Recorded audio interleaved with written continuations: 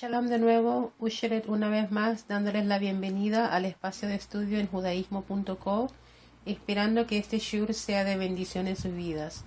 Continuando con la retórica de la historia y entendiendo que la historia judía es el destino judío y que aprender del pasado es la clave para tomar las decisiones correctas para el futuro. Hoy nos enfocaremos en lo que es la Torah como historia y conoceremos a fondo a nuestro patriarca Abraham Avinu. Una enorme cantidad de información en la Torá ha sido confirmada por la arqueología mediante evidencia indirecta o circunstancial. Asumimos que los pueblos en la historia humana siempre estudiaron historia, pero no es así. De hecho, si retrocedes un par de miles de años, encontrarás que los pueblos no estaban interesados en la historia.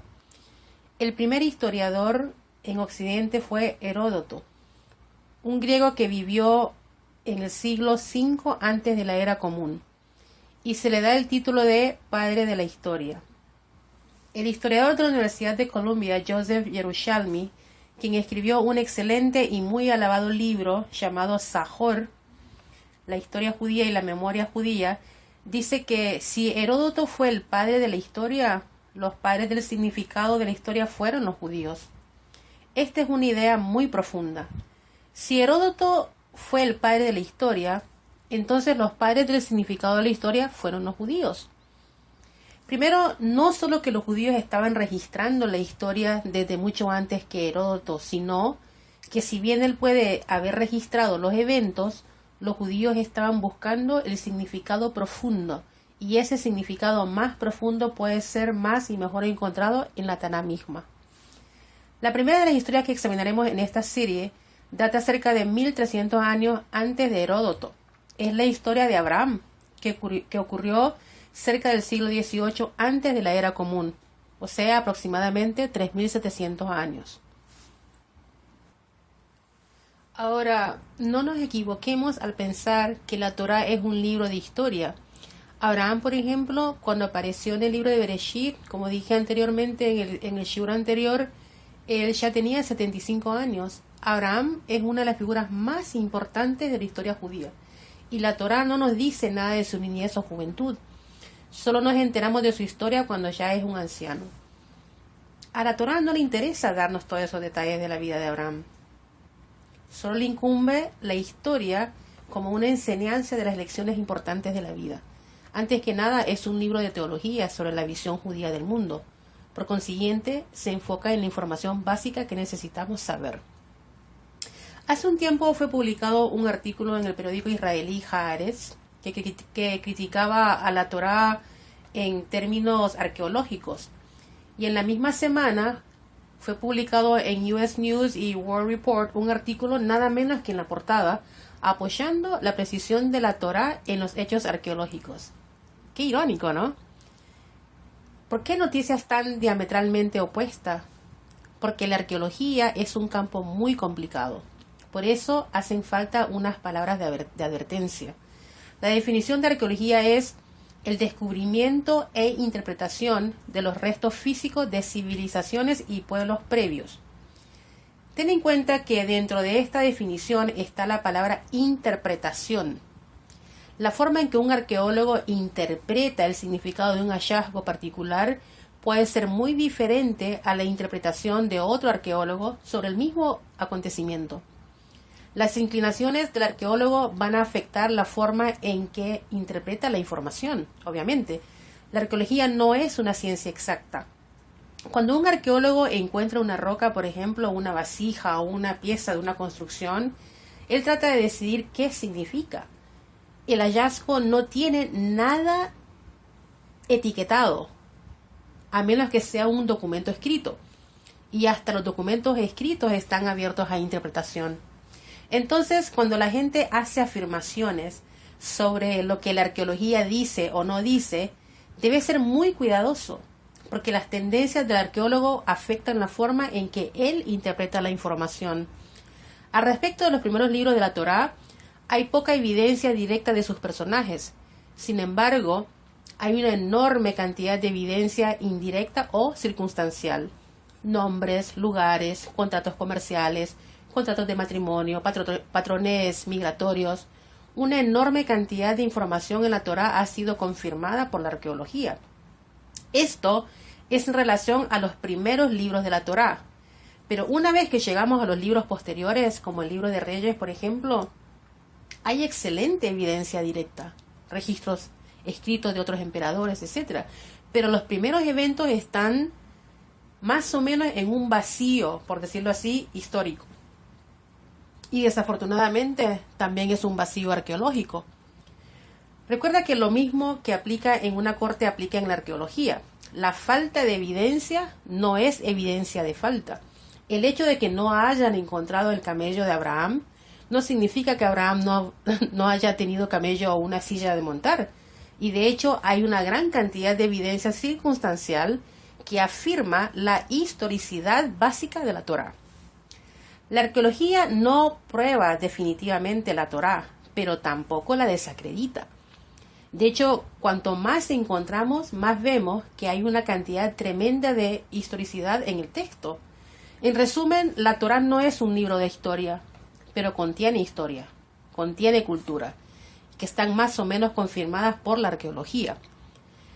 Es un libro de enseñanza y es la forma ideal para aprender lecciones. Entonces, tenemos que poner especial atención a lo que está pasando en la Torá. Los actos de los padres son una señal para los hijos. Este es un dicho judío muy conocido por Nachmanides. No fue el único que lo dijo. ¿Qué quiso decir? No podemos apreciar la historia judía ni la de ningún otro pueblo sin entender el contexto en el cual se desarrolla. En los siguientes minutos vamos a inmiscuirnos en el mundo en el que nació el primer judío, Abraham. Entendiendo a Abraham, el prototipo judío, se puede entender lo que es un judío. La historia judía no ocurre en el vacío. La historia de ningún pueblo ocurre así. Por eso, antes de mirar más de cerca a Abraham, primero debemos analizar el lugar que ocupa Abraham en el mundo de su tiempo. Abraham aparece en un periodo de tiempo conocido como la Edad de Bronce Media, aproximadamente en el siglo XVIII antes de la Era Común. Las primeras civilizaciones estaban caracterizadas por el metal que más utilizaban. La Edad de Bronce Media en el Oriente Próximo incluye el periodo de tiempo entre 2200 antes de la Era Común y 1550 de la Era Común. Mientras que la mayoría de los antropólogos cree que los homínidos, o sea, los predecesores del ser humano, se originaron en África. La civilización humana comenzó en el Oriente Próximo, en la Mesopotamia, que es donde Abraham nació. Cuando decimos civilización, estamos hablando de gente viviendo junta en organizaciones sofisticadas, no de simples asentamientos de cazadores, recolectores o agricultores, ni de un grupo pequeño de gente viviendo en las cabañas. Hace cerca de 5.500 años, en el Oriente Próximo, hubo una evolución dramática de la humanidad. Pasó de ser principalmente nómada, cazadora, recolectora, pueblos que pasaban el día entero buscando comida, a pueblos que eran capaces de domesticar ganado y cultivar la tierra. Esto significa que podían criar animales para comerlos o utilizar su leche y sus cueros y arar la tierra para cultivarla. Cuando ocurrió esto, hubo un excedente de comida, lo que llevó al crecimiento de la población. La gente tenía tiempo para hacer algo más que buscar comida constantemente. Comenzaron a especializarse en diferentes tipos de labores, artesanos, intelectuales, sacerdotes y guerreros. Esto, a su vez, condujo a la creación de las ciudades, al desarrollo social y político, y a la creación de las artes, literatura, ciencia y demás. De acuerdo a la mayoría de las opiniones, las primeras civilizaciones en el mundo se iniciaron en la región llamada el Creciente Fértil. Ahora, esta área abarca lo que se extiende del delta del Nilo en Egipto, la región oriental del Mediterráneo, la sección media en donde está ubicado Israel, hasta los ríos Éufrates y Tigris. Los tres grandes ríos contribuyen poderosamente a la fertilidad de la tierra y, en consecuencia, al atractivo de esta área. El Nilo es un río increíble, es el río más extenso del mundo, de hecho. De no ser por el Nilo, Egipto hubiera sido un desierto. En tiempos antiguos, el 3% de Egipto era cultivable y el 97% restante era desierto. También el Éufrates y el Tigris son dos grandiosos ríos. recorren lo que hoy en día es Irak y Turquía, si no estoy equivocado. Lo que los historiadores han llamado Mesopotamia, que en griego significa entre medio de dos ríos. Hay algo de debate respecto al lugar en donde apareció la primera civilización, si en Egipto o en Mesopotamia, específicamente la sección de la Mesopotamia llamada Sumer. Pero nosotros estamos seguros de que la primera marca de la civilización, la escritura, se originó en Mesopotamia. Aunque hoy lo damos por sentado, la escritura fue una invención tremenda. Comenzó con pictografías, dibujos de figuras en una vara y eso representaba a un hombre. Después esos dibujos evolucionaron a símbolos más abstractos que significaban sonido fonético, hasta que eventualmente se convirtieron en un sistema de 3 letras, cada una representando un sonido y combinándose juntas para formar una palabra que comunicaba una idea. Hasta hoy, el hebreo está basado en un sistema de raíces de 3 consonantes. La escritura fue la invención más importante de la humanidad y el sello distintivo de la civilización. Toda la tecnología y el conocimiento de hoy dependen de esta acumulación colectiva de información transmitida con precisión, que ahora se origina tan rápido que no podemos seguirle el rastro. Desde una perspectiva judía, la capacidad de expresarse, tanto escribiendo como hablando, personifica la esencia del ser humano. Aprendemos que cuando Dios creó el primer ser humano, Adán, respiró un aliento de vida dentro de sus fosas nasales y se convirtió en un alma viviente. Bereshit 2:7. La frase en hebreo lenefesh haya, alma viviente, también puede ser traducida como un alma parlante. Eso según Targum Onkelos, Bereshit 2:7. De las 2 primeras civilizaciones que se desarrollaron, Egipto es singular porque está rodeada por desierto y por eso es prácticamente inaccesible. Egipto es una civilización que perduró cerca de 3000 años. Para la supervivencia de una civilización, eso es un periodo de tiempo increíblemente largo. ¿Por qué sobrevivió durante tanto tiempo?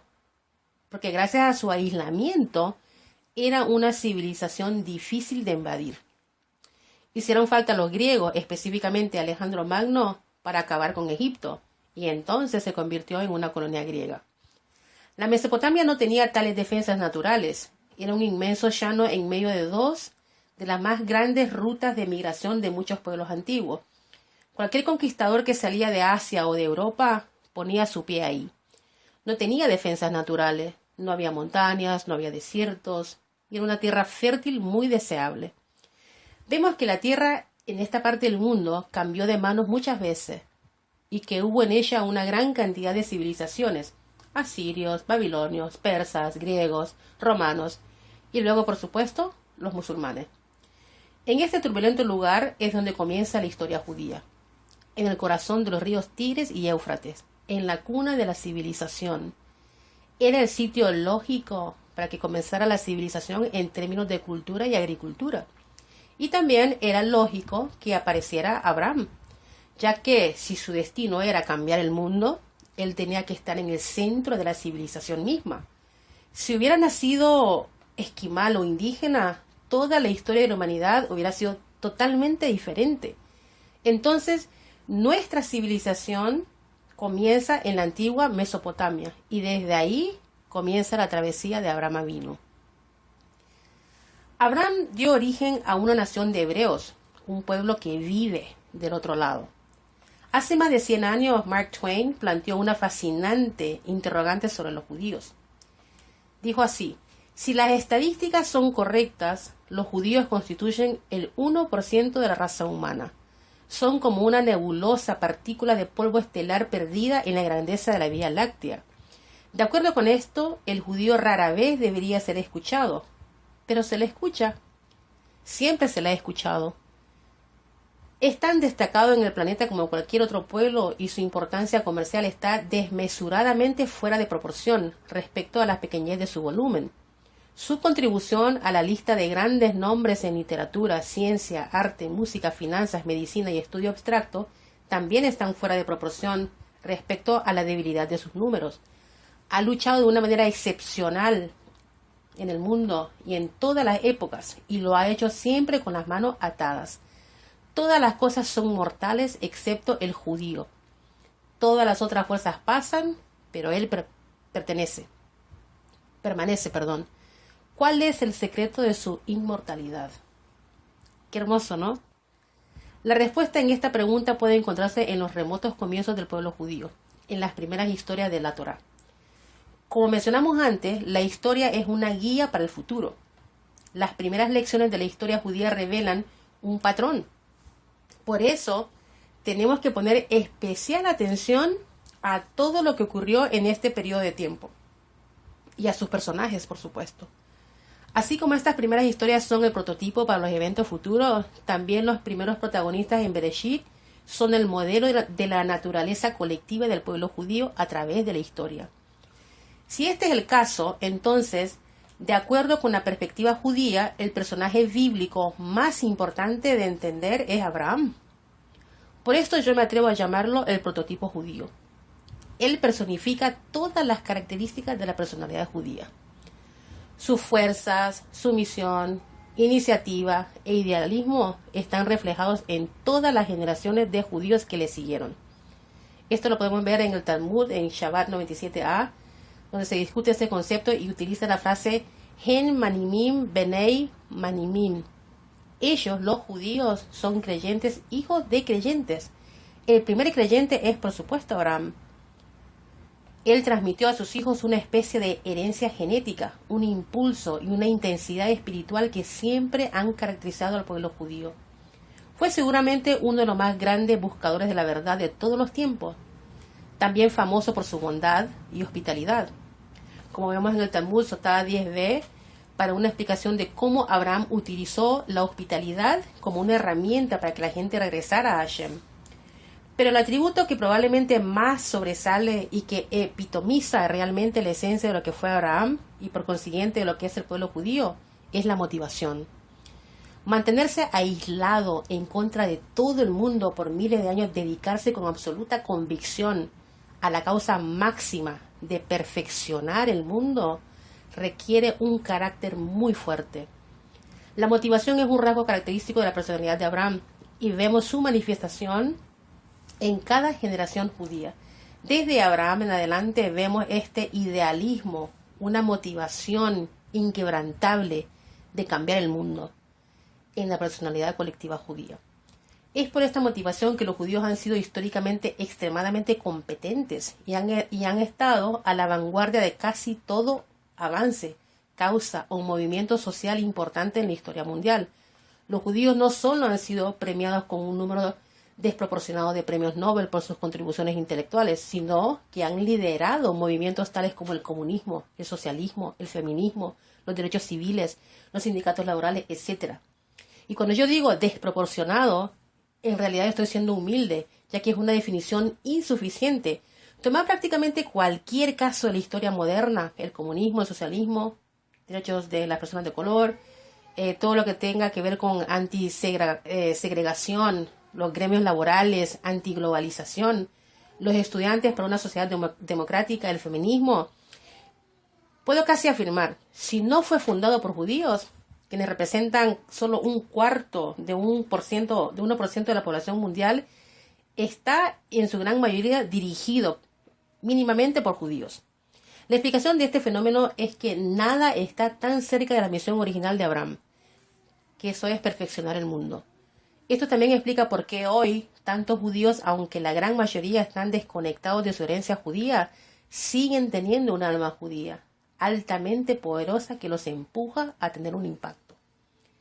Un profesor de filosofía llamado Ernest Vandenhag resalta: ante la petición de enumerar una lista de los hombres que más han dominado el pensamiento del mundo moderno, muchas personas eruditas nombrarían a Freud, Einstein, Marx y Darwin. De estos cuatro, solo Darwin no fue judío. En un mundo donde los judíos son solo un pequeño porcentaje de la población, ¿cuál es el secreto de la desproporcionada importancia de los judíos han tenido en la historia de la cultura occidental? Los judíos han inventado más ideas y han hecho que el mundo sea más comprensible por más tiempo y para más gente que cualquier otro grupo. Lo han hecho indirectamente, siempre involuntariamente y ciertamente no de manera concertada. pero no por eso de manera menos perceptible.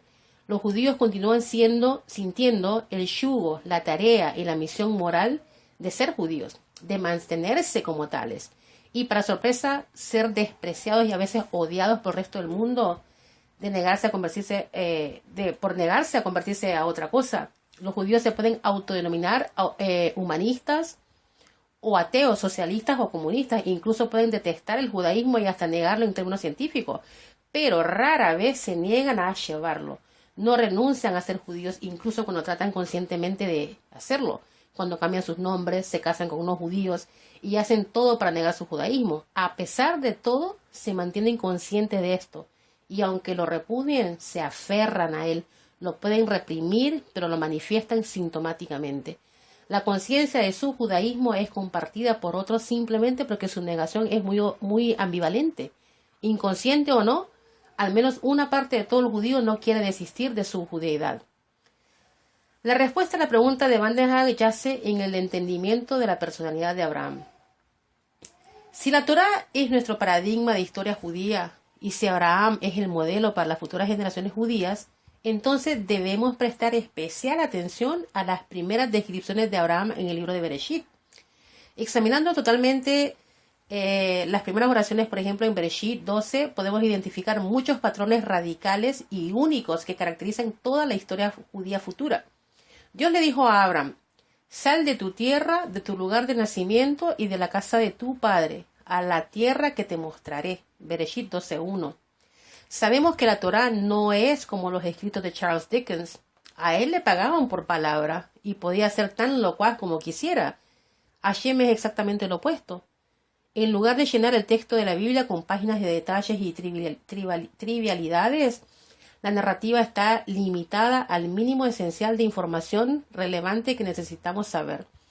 Entonces, la pregunta que debemos hacer es: ¿por qué Hashem, quien escatima tanto las palabras en toda la Biblia, repite esta orden tan enfáticamente? Sepárate por completo, no solo de tu tierra, sino de tu lugar de nacimiento y de la casa de tu padre.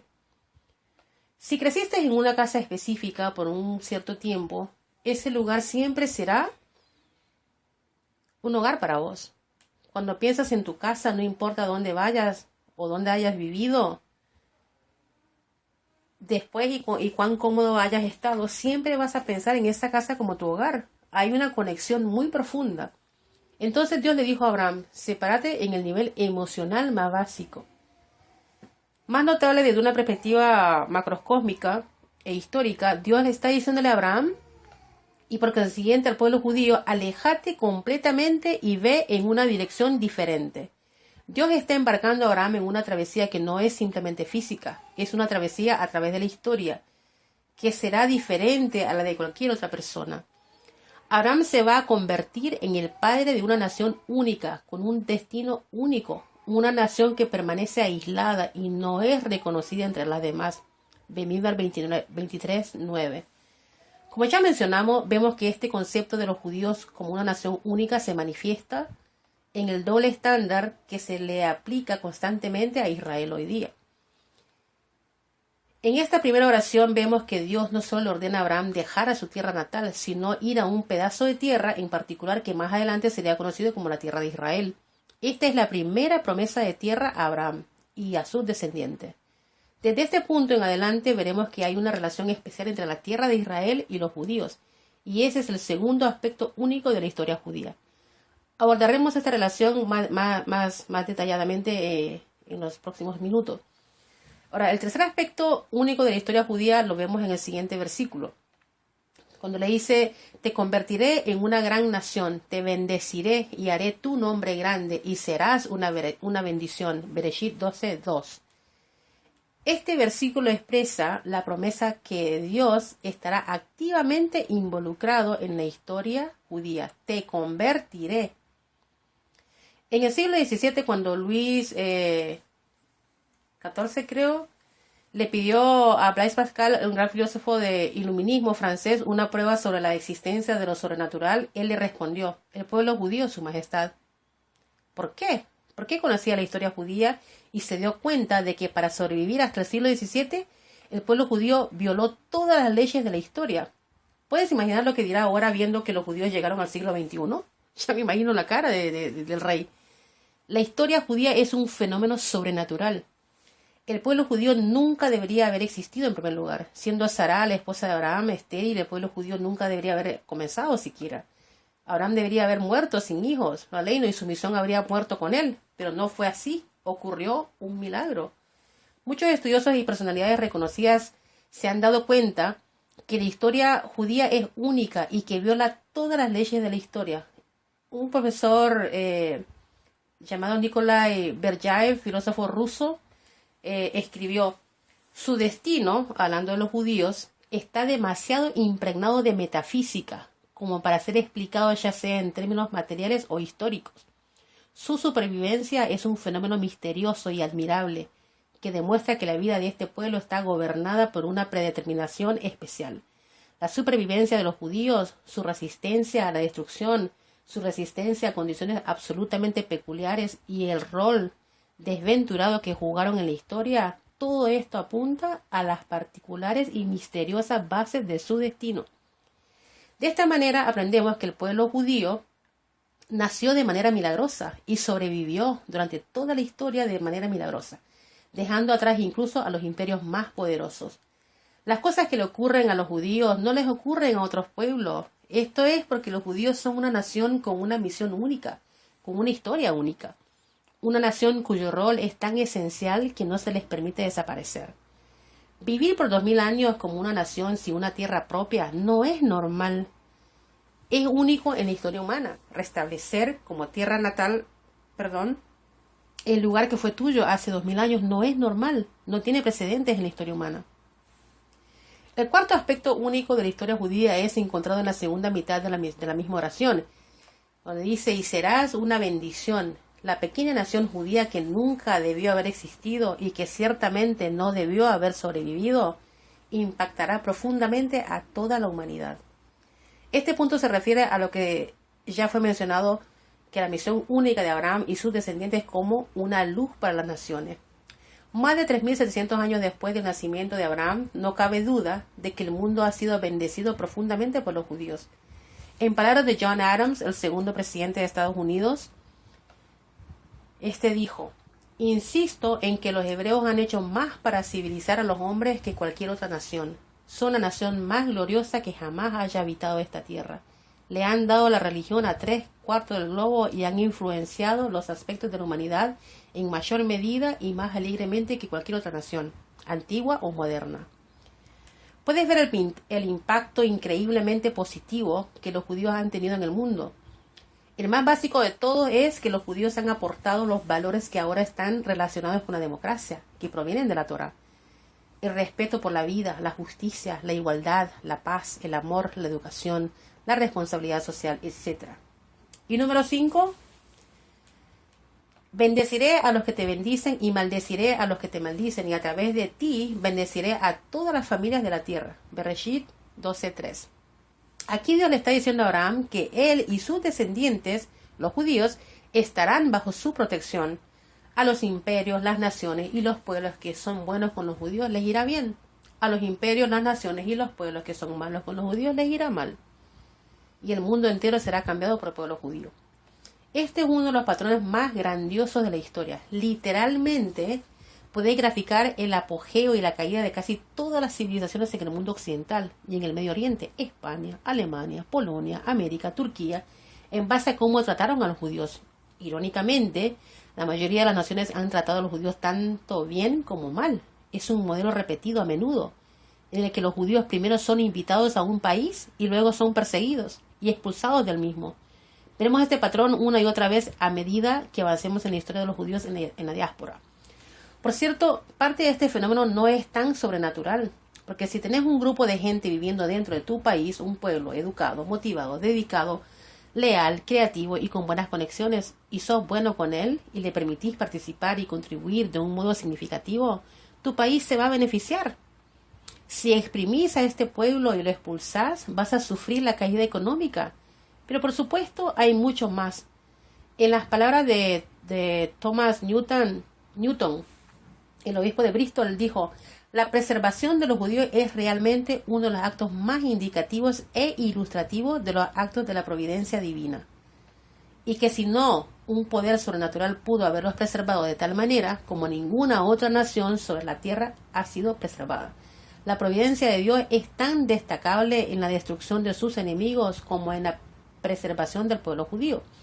Vemos que los grandes imperios que en un momento dominaron y oprimieron al pueblo de Dios, todos terminaron en la ruina. Y si tal ha sido el final fatal de los enemigos opresores de los judíos, que sirva como una advertencia a todos los que en algún momento, en alguna ocasión, están por elevarse y comenzar su persecución.